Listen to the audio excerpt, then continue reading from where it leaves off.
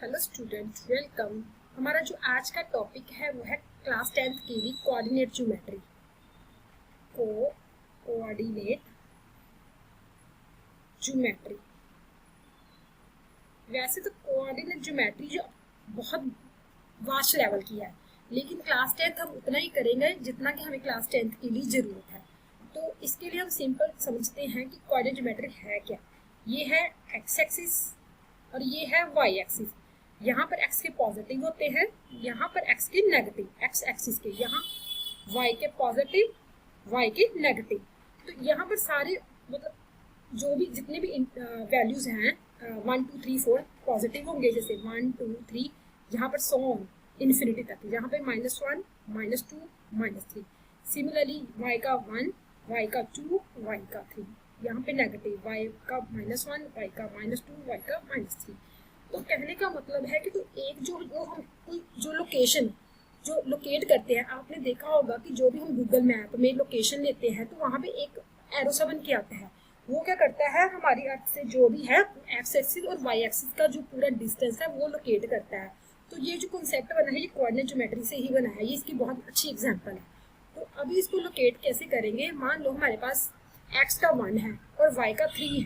तो एक्स का 1 तो y का 3, मतलब यहाँ पे एक पॉइंट जो है वो हमारा लोकेट होगा।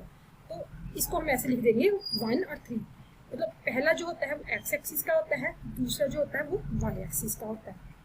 अब इसको हम बोलते हैं अबसीसा, इसको बोलते हैं हम ऑर्डिनेट। अबसीसा और ये है ऑर्डिनेट। तो ये दोनों मिलके क्या बन जाते हैं, कोऑर्डिनेट। कोऑर्डिनेट बन गया। अब वहां पे भी आपको गूगल मैप में क्या दिखाया था, लोकेशन में हमारे घर से दूसरी जगह का एक डिस्टेंस बताता है। मतलब एक पॉइंट से दूसरे पॉइंट का जो डिस्टेंस होता है वो उसको लोकेट करता है।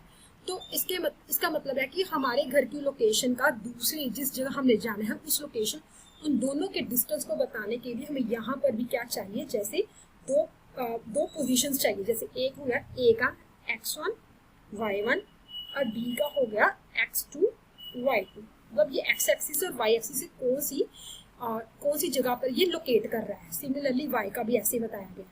तो इन दोनों का डिस्टेंस बताने के लिए हमारे पास आएगा ए बी। मतलब x2, इसका जो फॉर्मूला बनेगा वो बनेगा x2 माइनस x1 का whole square plus y2 minus y1 का whole square the under root. ये इसका डिस्टेंस जो है बताएगा। अब क्लास 10th अभी तक जो हमने करा है ये कोऑर्डिनेट ज्योमेट्री का बेसिक करवाया है। फिर भी आपको कोई डाउट हो तो आप जरूर कमेंट बॉक्स में बताइए, तो सो दैट कि मैं आपका ये डाउट जो है थोड़ा सा और सॉल्व करने की कोशिश करूँ। हाँ, तो आपके लिए अभी के लिए जो होमवर्क रहेगा वो आपने मुझे लोकेट करके बताना है। होमवर्क है वो आपने मुझे बताना है -3 और 4 ग्राफ में कहाँ पर लोकेट हो रहा है। ये आपका होमवर्क है, -3 और 4 को लोकेट करना है और इसकी जो पिक है वो आपने नीचे कमेंट बॉक्स में रखनी है। तो अभी के लिए जो हमारा क्वेश्चन है वो है find the distance between the following pair of equation 2 3 4 1। अब इसका हम डिस्टेंस बताएंगे, 2 3 4 1 का डिस्टेंस। ए है 2 3, बी है हमारे पास 4 1। तो हमारा जो डिस्टेंस फॉर्मूला आएगा वो आएगा ए बी। इसका डिस्टेंस फॉर्मूला बनेगा रूट x2 माइनस x1 का whole square plus y2 minus y1 का whole square the under root. तो ये हमारे पास जो वैल्यू आ जाएगी, ये हमारे पास वैल्यू आएगी इज इक्वल टू 4 माइनस 2 का होल स्क्वायर प्लस 1 माइनस 3 का होल स्क्वायर द 4 माइनस 2 तो ये आ जाएगा 2 का स्क्वायर, 1 माइनस 3 तो ये आएगा -2 का होल स्क्वायर। तो ये हमारे पास आ गया 4 + 4 रूट 8। तो ये आ जाएगा 2 × 2 2√2 यूनिट्स। इसके साथ हम लगाएंगे यूनिट्स इसलिए लगाएंगे क्योंकि हम डिस्टेंस बता रहे हैं किलोमीटर में है, मीटर में है, लेकिन यहाँ पर वैल्यू में नहीं मेंशन किया। तो हम आंसर में जब डिस्टेंस बताएंगे तो यूनिट साथ में लिखेंगे, मेंशन करेंगे। अभी नेक्स्ट क्वेश्चन है -5 7 -5, एंड बी का है -1, 3। अब यहाँ पे डिस्टेंस फॉर्मूला में A B is equal to लगेगा। क्लास 10 अगर यही क्वेश्चन आपको 1 मार्क्स में आ जाता है तो आपने टाइम कैसे बचाना है। अब second term minus first term कर दो, -1 माइनस माइनस प्लस 5 का होल स्क्वायर प्लस, क्योंकि इन दोनों के बीच का जो रिलेशन होगा वो माइनस का होगा, 3 माइनस 7 का होल स्क्वायर। तो 1 मार्क्स के क्वेश्चन में आपको फॉर्मूला लिखने की जरूरत ही नहीं है, सीधा सम करके आंसर फाइंड आउट करो।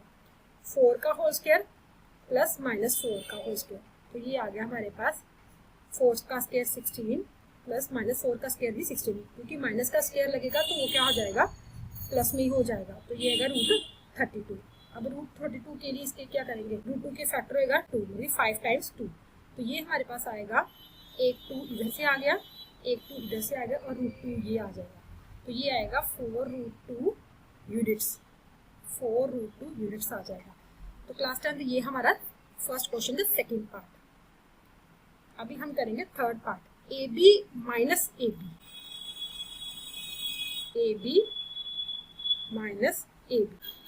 ए को हम यहाँ पे लेंगे ए बी और बी को लोकेट करेंगे माइनस ए, यहाँ पे माइनस बी है। तो ये क्वेश्चन थोड़ा सा उन दो क्वेश्चन के कंपैरेटिव इंपॉर्टेंट है, ये एग्जाम में भी आया हुआ है।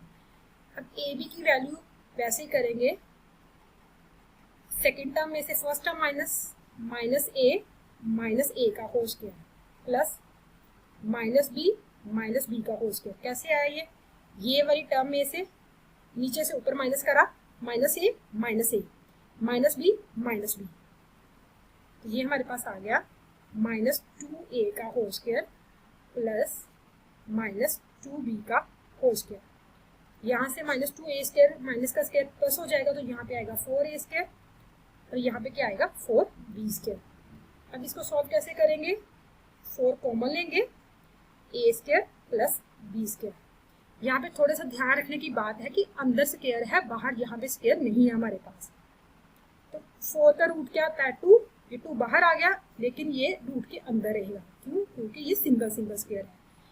अब अगर इसकी जगह क्लास 10 थोड़ी सी हम एक्स्ट्रा नॉलेज भी लेंगे, अगर इसकी जगह पे हमारे पास a प्लस बी का होल स्क्वायर कहीं से आ जाता, ऊपर रूट होता, तो स्क्वायर से रूट कैंसिल हो सकता था, लेकिन यहाँ पर अंदर स्क्वायर है, तो अंदर वाले स्क्वायर में मतलब a square plus B square के केस में ऐसे ये कैंसिल नहीं होगा, ये नहीं हो सकता कैंसिल, क्योंकि अंदर a स्क्वायर है, फिर प्लस है, फिर b स्क्वायर है, तो होल स्क्वायर होता तो हो जाता।